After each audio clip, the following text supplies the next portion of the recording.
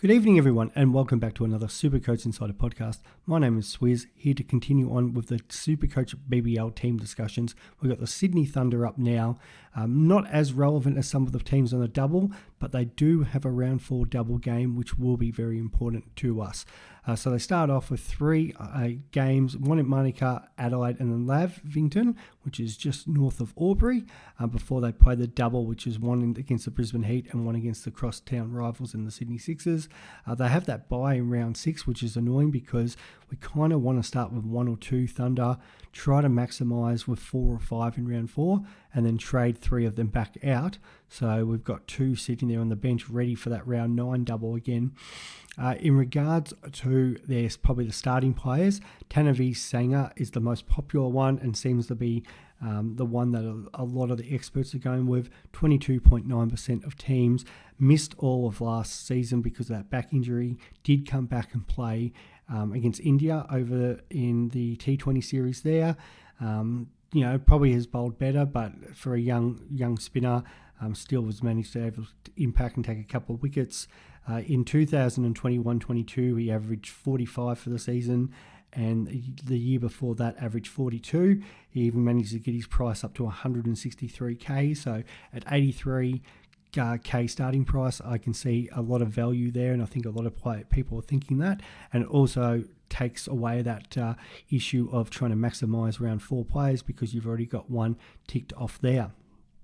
The other one I really like is Matt Gilks, the wicket-keeping batsman who should bat top order.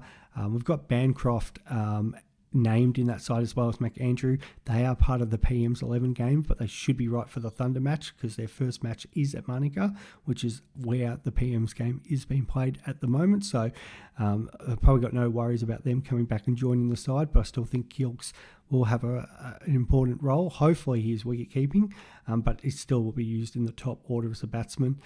Somebody that I've got in at the moment, and 6% also are with me on that one, is an easy option to go down if I say a Connolly is named, so I can understand why you want to start with that sort of more expensive kind of rookie 101 price.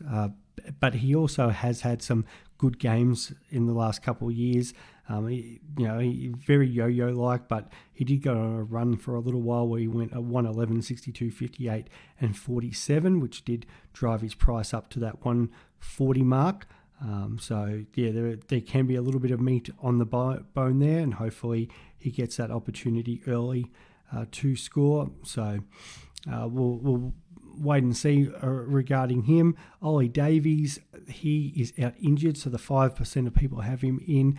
Unfortunately, probably won't be there for the round 1 match. Next to David Warner there, who's obviously going to be playing in the test. So there's a couple of people you can take off. Liam Hatcher also has joined over from the Stars. He's injured at the moment as well. The real popular one who's in 23% of teams is Daniel Sams. Really like Sams, and in a perfect world would love to start him on my bench because he'd be a massive pod for those round 2 and 3 games. The unfortunate thing is, it's 163k sitting on your bench for a week. So if there's double players that you do like and who are cheaper, and you can manage to put Sams on there, but 91% of those people who own Sams have him on field at the moment, and I think that's a bit of a worry when you've got so many other opponents who are going to have double games against you. He did have a run last year. He started the season actually with a 128, 118, 59 and 113. So some very good scores. But he also had in that a 1, 5 and 5. So there's potential that he could, maybe have a lower game in those first 3 and drop some cash, which would be very handy because I think come round 4, everybody's going to want to own him. Zaman Khan might be another option there. Currently a massive pod in 1% of sides.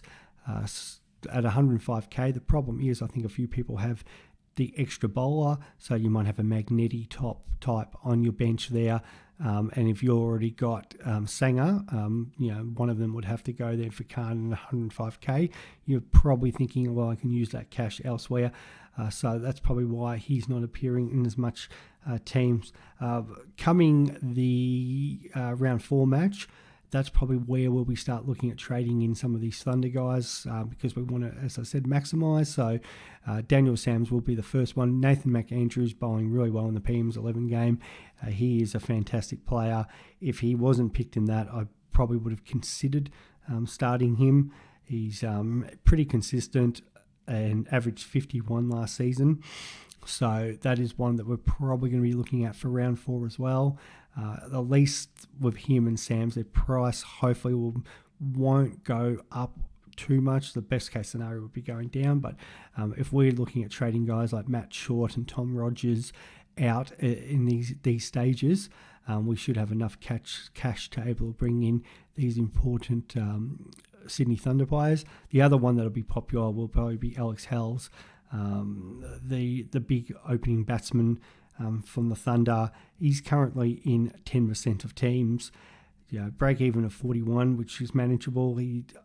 His games that was here last year was real hit and miss. Had 124 and a 104 as well as a 1012, but that was also in the mix with a 0, a 9 and a 16. So you can get a bit of everything from Alex Hells. Made 350s last season. So when he gets going, he's a fantastic player to own and will be probably a very popular choice for that round 4 match. Outside of that, there's not a lot else to say about the Thunder. So just maybe consider one. If you're in a perfect world, can get 2 on your bench, and you'll be probably that one step ahead come round 4. So just a little bit of future planning to consider. Outside of that, I hope you've enjoyed, and we'll be back for the last one, which will be the Hobart Hurricanes.